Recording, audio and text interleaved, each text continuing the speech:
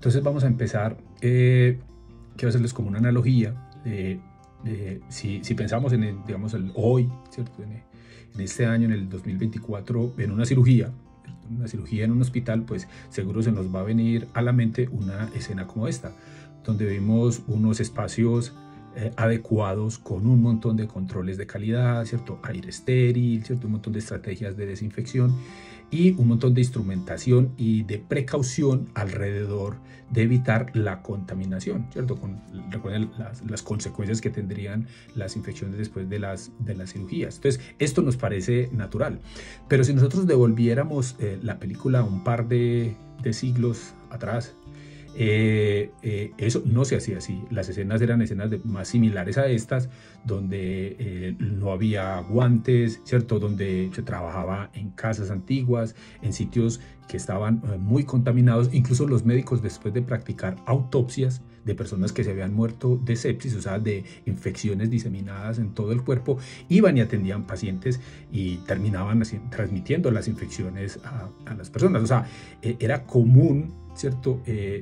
Como no se entendía esta dinámica de los microorganismos, las prácticas hacían que ir a un hospital fuera realmente peligroso, sobre todo pues a una cirugía. Entonces, esa transición, ¿cierto? De esa época a lo de ahora no fue una cosa fácil y fue un cambio cultural. Un cambio cultural en esa praxis profesional o cómo se ejercía la medicina, la cirugía, y un montón de desarrollos, ¿cierto? En anestesia, desinfección, bueno, un montón de cosas tuvieron que ocurrir, pero esto no fue un proceso fácil. O sea, todos los cambios en la humanidad son procesos relativamente complejos. Y volviendo aquí al mismo tema, miren, cuando, digamos, sale a flote o se hacen muy populares los trabajos de Pasteur y de Koch y, digamos, se acepta generalmente lo que se llamó la teoría de los gérmenes, se sabía que si no se lavaban muy bien las manos cuando los médicos hacían procedimientos, podían infectar a las mujeres. Y esto era muy común en las mujeres en embarazo, después digamos, en los pospartos eran muy comunes las infecciones nosocomiales, y esas infecciones nosocomiales terminaban cobrando la vida de alrededor de 1 de cada 3 mujeres que asistía a los hospitales. O sea, al principio era un hospital, de hecho era hasta más riesgoso para una mujer en trabajo de parto que si la atendieran, digamos, en su casa o la atendiera una partera. Entonces, una de las recomendaciones sencillas, simples, que se daban en la época, que se derivaba del entendimiento de la transmisión de los microorganismos, era lavarse las manos, como está reflejado pues ahí en esa escena. Esa pequeña sugerencia o ese cambio de comportamiento fue muy difícil de aceptar por la comunidad médica. O sea, ahí pasaron lustros hasta que se logró convencer a los médicos del problema que había de las transmisiones de esas infecciones si no se lavaban las manos. Entonces miren que son cosas relativamente sencillas que no cuestan nada, pero lo que es difícil es cambiar la mente de las personas. Y aquí quiero citar una frase de Thomas Alva Edison, quien decía que realmente las ideas no son buenas en sí, sino por lo que son, sino cuando logramos darle un uso a ellas. O sea, esas ideas buenas, cuando realmente las llevamos a que las apliquemos, ahí es donde la humanidad cambia y las cosas se hacen mejores. Entonces, vamos, quisiera pues sintetizar esta introducción con esta frase de: ningún avance científico adquiere verdadera relevancia a menos que sea integrado de manera efectiva en las prácticas cotidianas o productivas. O sea, la ciencia puede avanzar mucho, podemos entender muchas cosas, qué produce esta enfermedad, cómo se transmite, pero si eso no logramos que cambie el comportamiento de las personas, realmente será estéril, ¿cierto? No tendrá un impacto sobre la sociedad. Entonces, y de eso se trata esta charla, o en general vamos a dar varias charlas en este evento y vamos a hablar tenemos unas herramientas muy potentes nuevas que podemos aplicar en la agricultura. Listo. Esas herramientas son la genómica, la transcriptómica, la metagenómica, la metatranscriptómica y la metataxonómica, de las cuales hablaremos un poco más adelante. Pero la idea es que hay, digamos, un arsenal nuevo de armas tecnológicas que nos permiten enfrentarnos mejor a los problemas que se presentan en la agricultura, sobre todo a los problemas infecciosos, y aplicando esta tecnología de manera correcta, así como ocurrió en los quirófanos, que has hecho una cirugía se volvió algo muy seguro, pues el aplicar estas tecnologías nos va a permitir que la agricultura sea cada vez más sostenible y productiva. Entonces, vámonos al tema central pues, de lo nuestro, que son los microorganismos. Recuerden que todos los objetos que están por debajo de 0.1 milímetro o de 100 micras, ¿cierto? 1/10 milímetro, 100 micras, de ahí para abajo son invisibles. se hacen invisibles a nuestros ojos. Y ahí está la mayoría de la vida en el planeta. Y estas, digamos, pueden ayudarnos mucho en los suelos, ¿cierto? De hecho, son necesarias para los animales y las plantas, pero algunas especies de estos microorganismos, afortunadamente son pocas, pues tomaron un camino distinto y lo que pueden producir son daños. ¿Listo? Entonces, esa mayoría de la vida en el planeta es invisible y requerimos de unas tecnologías cada vez más sofisticadas para poder estudiarlos.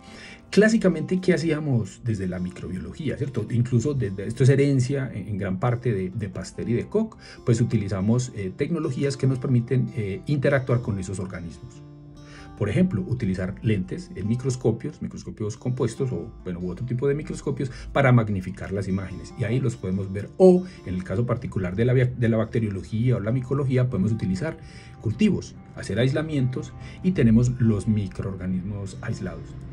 Estas tecnologías han sido necesarias, fundamentales para que lográramos entender y avanzar en la comprensión de los microorganismos y su rol en los procesos de salud y enfermedad. Pero la realidad es que, digamos, tiene un límite, esa tecnología tiene un límite y desde el punto de vista taxonómico, realmente la imagen que nos ha dado es una imagen borrosa, compleja, difícil de entender y eso nos ha llevado a problemas, por ejemplo, hongos que se clasificaron inicialmente en ese grupo y resultaron ser protozoos o viceversa, o tenemos muchos problemas en discriminar entre especies que tienen características morfológicas similares, lo que llamamos los complejos de especies. Entonces ahí hay problemas y podemos equivocarnos incluso no solamente en la asignación de especie, sino de género o incluso pues en categorías superiores. Entonces, ¿qué arrastramos? ¿Cierto? A pesar, pues, digamos, hemos ido avanzando, pero hay unos problemas que van quedando. Lo primero es que está claro que hay una muy baja resolución y hay problemas de reproducibilidad con la identificación. Y yo estoy seguro que mucha de la gente que está escuchando esta charla sabe que usted manda un microorganismo a varios laboratorios y le presentan resultados distintos. Ahí hay un problema serio, ¿cierto? Y eso ni siquiera es solo un problema, digamos, de Colombia, de los países suramericanos. Eso puede pasar incluso en los países desarrollados. Cuando se presenta una especie nueva, hay muchos problemas para hacer esas asignaciones de nuevas especies, digamos, por las dificultades de problemas de resolución que tienen los métodos microbiológicos clásicos. Hay errores en esa asignación taxonómica, ¿cierto? También especies nuevas suelen asignarse a especies existentes y resulta que son microorganismos muy distintos. Esas confusiones no solamente llegan a categoría de especie, sino que también se pueden hacer asignaciones erróneas a categoría de género y hemos encontrado pues incluso en categorías superiores. Y en el caso particular de la fitopatología vemos que ahí hay un foco importante y es que se suele hacer una mala asignación de cuál es el agente etiológico y eso es grave. O sea, si yo identifico de manera errónea cuál es el agente etiológico, pues estoy recetando o estoy recomendando unas medidas que no son útiles. O sea, no va a servir para el control. Por ejemplo, imagina que yo tengo una infección y es viral y resulta que, no sé, aplicando estos métodos logro aislar un hongo y le atribuyo esa etiología a un hongo, pues me voy a terminar gastando un montón de dinero en antimicóticos que van a contaminar el suelo, que le van a bajar el valor de mi producto en el comercio internacional, pero no estoy resolviendo el problema porque el virus sigue ahí. Y los virus no los podemos ver con los microscopios, ¿cierto? Con los métodos convencionales son complejos. Listo. Y para la gente que trabaja con microorganismos, por ejemplo, que las empresas que los producen, vemos que a veces utilizando estos métodos se les escapan contaminaciones que están arrastrando y eso le baja la calidad y la efectividad a los productos. Entonces, entrando en el tema tecnológico, pues, en el que nosotros estamos, digamos, desde que se desarrollan los secuenciadores NGS, los sistemas Next Generation Sequencing, que acuerden que apareció desde el año 2006, el primer modelo, el 454, o sea, GS, de ahí empezaron a desarrollarse un montón de tecnologías a una velocidad bárbara. Ya estamos cercanos a cumplir 4 lustros de esa transición tecnológica y ya podemos leer, ¿cierto?, esa información genómica de manera muy sencilla, de cualquier organismo, sea un virus, un hongo, una planta. Entonces, el momento en el que estamos ahora es un momento de la era genómica, donde estudiamos los seres vivos a partir de los genomas. Y eso que ustedes están viendo ahí es el sistema operativo de una bacteria. O sea, así es como se ve el genoma, ¿cierto? En ese código que ustedes ven ahí es que está encriptada la información para generar un ser vivo. Listo, esa información ya la podemos leer y la podemos interpretar. Entonces, ese cambio de esa posibilidad de leer los genomas y, digamos, es de una de las disciplinas más impactadas, siendo la microbiología. Entonces, nosotros nos gusta hablar de un Next Generation Microbiology. O sea, la microbiología cambia. O sea, la tarea de los microbiólogos sigue siendo la misma, pero lo que cambia son los instrumentos. O sea, las máquinas cambian. pero los profesionales seguimos siendo cada vez más necesarios ahí, listo. Y esto, digamos, este es un primer hito importante aquí, y es que ya no dependemos tanto de nuestros sentidos, sino que ya vamos a utilizar algoritmos que de manera muy precisa y mucho más sensible nos van a ayudar a hacer esa transición. Y los microbiólogos ya se están formando, en mi laboratorio se forman en estos temas, en programación, estadística, ¿cierto? Bases de datos genómicas, cosas que son más del área de la informática. Entonces ese es el nuevo perfil o las nuevas necesidades en profesionales en microbiología, y todo digamos, este grupo de estrategias de las que vamos a hablar ahora, pues las queremos agrupar dentro de esa estrategia de Next Generation Microbiology. Entonces, ¿y cómo hemos llegado acá? Entonces, recordemos que teníamos microscopios como el de Van Leeuwenhoek, que está observándolo ahí a su izquierda. Ya en el siglo XX teníamos pues, sistemas microscópicos mucho más complejos. Empezamos a hacer PCR a partir de los 80s, ¿cierto? Y entonces empezó a debutar la era de la sistemática molecular y la biología molecular. Pero en este momento utilizamos son secuenciadores genómicos y servidores computacionales. Listo. Y nos vamos ajustando, la profesión se va ajustando a estos nuevos requerimientos, donde cada vez dependemos más de la computación, pero eso nos da reproducibilidad, sensibilidad y, digamos, mejoramos esa capacidad de hacer las asignaciones taxonómicas de manera precisa. Bueno, entonces aquí quiero detenerme un poco y hablar de lo que es taxonomía de precisión. O sea, aquí nos vamos a referir a cómo utilizar la información genómica para no equivocarme identificando un microorganismo. Entonces, ¿cómo lo hacemos? La idea es que esto parte de los genomas, eso que ustedes están viendo ahí, ese dibujo, pues estoy representando, de hecho es una representación real del genoma de una bacteria, un cromosoma circular. Entonces la idea es que nosotros secuenciamos, armamos ese genoma, identificamos los genes codificantes, listo, y hacemos un análisis de aquellos genes de copia única que están presentes en las bacterias de ese grupo. Por ejemplo, voy a trabajar con un género bacteriano, no sé, Bacillus. Pues identificamos cuáles genes son comunes a todo Bacillus y están presentes una sola vez, es decir, que no son genes de copia múltiple. Después de que los tenemos identificados, hacemos una comparación con una base de datos muy extensa de miles, decenas de miles, en algunos casos ya llegamos a bases de datos de 100.000 genomas de otras especies de microorganismos de ese mismo grupo. Identificamos los genes ortólogos, es decir, cuáles son los genes homólogos correspondientes de cada uno de esos marcadores que vamos a usar para la taxonomía. Puede ser cientos o miles, dependiendo de la resolución que quiera. Y construimos algo que se llama una supermatriz. Esa supermatriz va a un servidor computacional y ahí construimos árboles filogenómicos, ¿cierto? Los árboles filogenómicos son como un segundo nivel de los árboles filogenéticos. En los árboles filogenéticos utilizamos uno o unos pocos genes. Aquí estamos hablando de cientos o miles de genes. Y este procedimiento nos permite tener la máxima resolución taxonómica posible. O sea, no nos equivocamos cuál es el bicho. Y segundo, podemos ir mucho más allá de especies. Podemos identificar incluso cepas o clones. Podemos saber si dos bacterias aisladas de dos sitios distintos son la misma o no, porque podemos leer completamente esa información genómica. Entonces, esa información la podemos aplicar para responder no solamente preguntas de taxonomía. Nosotros podemos, comparando las bases de datos, saber cuál es el origen de los microorganismos. Las bases de datos cada vez son más grandes y nosotros podemos saber ese que está produciendo este problema si ya fue identificado o aislado en otro sitio. Es más, si hay muchos aislados en diferentes países, podemos rastrear cómo va siendo la migración a través de los continentes, de los países, de los diferentes departamentos, ¿cierto? Regiones, o incluso dentro de cómo van mirando los patógenos en áreas más pequeñas como fincas o regiones. O sea, estos análisis a este nivel de resolución nos dan estas posibilidades que no tenemos con los otros métodos. Y aquí quiero sintetizar esta segunda parte. Entonces, eso que les estoy mostrando ahí es un gram, ¿cierto? Un gram donde vemos unas bacterias, pues, teñidas.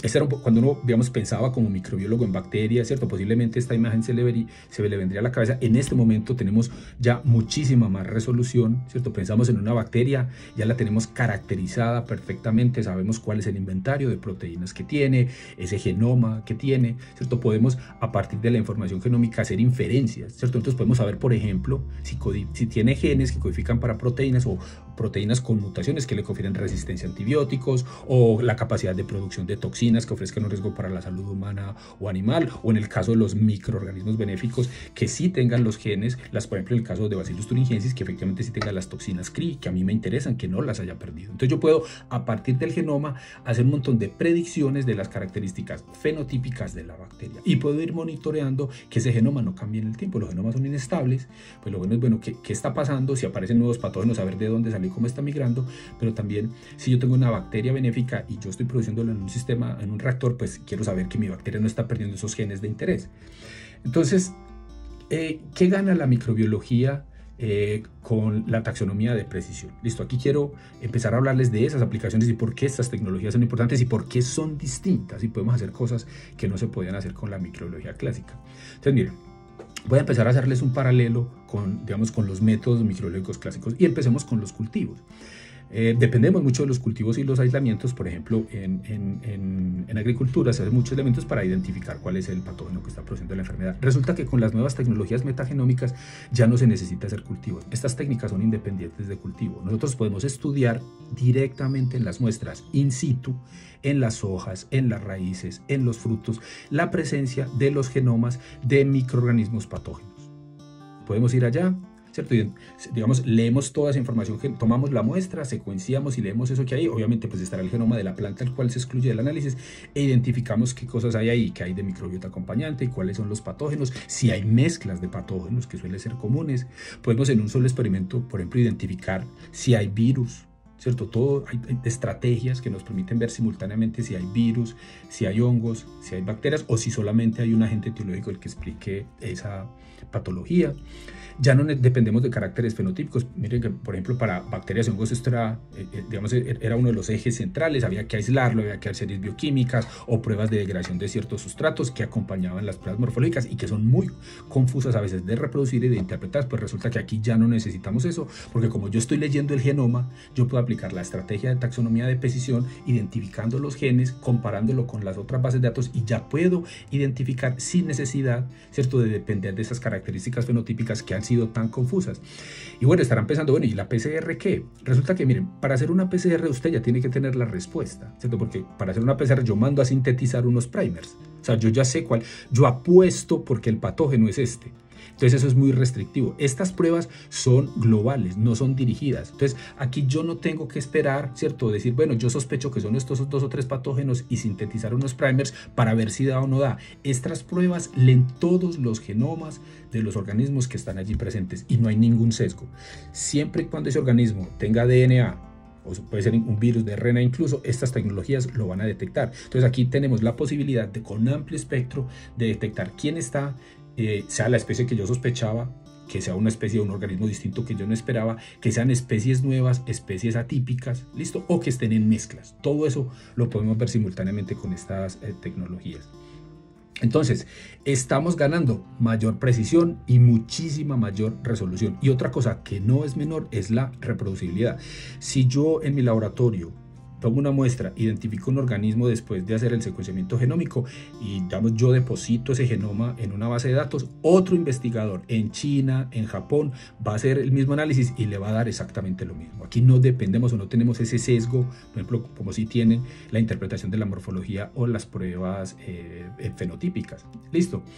Resulta que yo lo que quiero estudiar es una mezcla compleja de microorganismos. Por ejemplo, en los suelos. En los suelos suelen haber miles de especies de bacterias distintas que están acompañadas de posiblemente cientos de especies de hongos. Yo no, ¿cómo va a estudiar todo eso en esa mezcla? Pues resulta que estas técnicas nos permiten estudiar esa microbiota sin necesidad de hacer cultivos. No hay que hacer aislamientos y lo puedo ver simultáneamente. Las pruebas de metataxonómica, ahora más adelante van a ver en las siguientes charlas otras, van a ver que yo puedo detectar cientos o miles de microorganismos en un solo experimento. En un solo ensayo los estoy viendo todos y con un amplio espectro, ¿cierto? Sin el sesgo de ver lo que yo estoy esperando.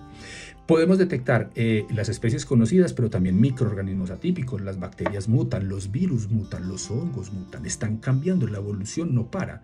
Entonces yo puedo ver aquí esas nuevas especies, compararlas, incluso reportar, vea, esto es una cosa nueva, usted lo que tiene que es una novedad microbiológica, es un microorganismo nuevo. Entonces yo puedo ver lo conocido y lo desconocido. Y en el caso particular de las bacterias, miren que es muy común, se habla mucho de esas bacterias que no se pueden cultivar, que están en el suelo o en otros sistemas, ¿cierto? Claramente eso es un problema técnico para los cultivos. Nosotros con estas tecnologías, como no vamos a hacer cultivos, sino que extraemos esa información genómica directamente de las nuestras, podemos ver las bacterias, sean cultivables o no. O sea, de hecho, simultáneamente puedo verlas y puedo tener la foto completa. Puedo ver todos esos organismos que están allí presentes. Adicionalmente, digamos, esta es otra de las grandes ganancias que tenemos con estas tecnologías, es que podemos ver mezclas. Para la mayoría de los métodos microbiológicos actuales, es imposible detectar mezclas de dos cepas, por ejemplo. Yo puedo tener dos cepas y claro, la colonia se me ve muy similar en las placas. Hago espectrometría de masas, puedo hacer qPCR, puedo hacer series bioquímicas, ¿cierto? Pruebas fenotípicas, y yo voy a tener un resultado como si eso fuera una sola unidad. Nosotros con estas tecnologías podemos identificar cuándo hay mezclas, separar los genomas, individualizarlos y clasificarlos de manera individual, ¿cierto? O sea, los separamos y hacemos una asignación taxonómica individualizada, y son técnicas que son altamente sensibles. Y como tenemos esa resolución que va mucho más abajo de especie, podemos determinar si efectivamente usted tiene dos bacterias, dos cepas de la misma especie y con estas diferencias genómicas. ¿Listo? O sea, eso lo podemos ver. Y ahora que están tan, digamos, en boga las industrias de biotecnología con microorganismos, uno puede controlar cómo es la evolución de los microorganismos. En el caso pues de los microorganismos benéficos, podemos ver cómo van migrando en el tiempo, cómo va evolucionando su genoma en el tiempo, y garantizar de que no han perdido esas características genómicas importantes. Porque recuerden que muchas de esas cosas buenas de los microorganismos benéficos son productos del metabolismo secundario, y esas son las regiones que se pierden fácilmente. Y con que se pierda un pedacito pequeño de un gen, ya puede ser que se perdió completamente la expresión de esa enzima, y esa enzima afectó toda una vía metabólica que era de interés, ¿cierto?, para la producción de una sustancia que controlaba, por ejemplo, un patógeno. Entonces podemos hacer ese control de la evolución y, como les decía anteriormente, la detección de esa contaminación, pues para garantizar cuál es la calidad final de esos productos. Bueno, entonces, digamos, el corazón de esta actividad, pues, digamos, de estas charlas, tiene que ver con la misión de las universidades, pues no solamente de la de Antioquia, pues en mi caso, pues, obviamente es la de la Universidad de Antioquia, es que el conocimiento científico se tiene que llevar a la sociedad. O sea, ustedes que están escuchando la charla, ¿cierto?, sean estudiantes, sean profesionales que trabajan en laboratorios o personas que trabajan en el sector de la agricultura, tienen que saber de que, digamos, cómo la microbiología les ofrece unas nuevas herramientas, y eso es lo que queremos ofrecerles aquí. Entonces esto hace parte de una, digamos, de una estrategia de no solamente generar el conocimiento científico. Nosotros pues publicamos mucho, hacemos tesis de maestría, bueno, recibimos practicantes para trabajos de grado, tesis doctorales, pero la idea es que ese conocimiento hay que llevarlo a la sociedad, y ahí, digamos, es como esta tarea que estamos haciendo aquí de divulgación y de facilitando la apropiación social de este conocimiento. Listo. Entonces, dentro de esa generación de conocimiento tenemos un montón de publicaciones, las que pueden consultar mirando pues, en nuestro perfil. Les recomiendo pues, seguirnos en LinkedIn. Esta información pues, la pueden solicitar a nuestro correo del centro, que se los presentaré al final. Tenemos muchos trabajos en evolución de plantas, en flores, patógenos humanos, de animales. Listo, tenemos un gran espectro digamos, dentro de las enfermedades infecciosas cubierto, y pues digamos esa información la tienen disponible. Y dentro de esa divulgación y apropiación social del conocimiento, pues el centro ofrece unos servicios, digamos, de esas tecnologías que nosotros aplicamos para poder hacer estos desarrollos o estos trabajos de investigación, estas tesis. Pues ponemos unos servicios para que la gente pueda disponer de esta tecnología en sus procesos productivos.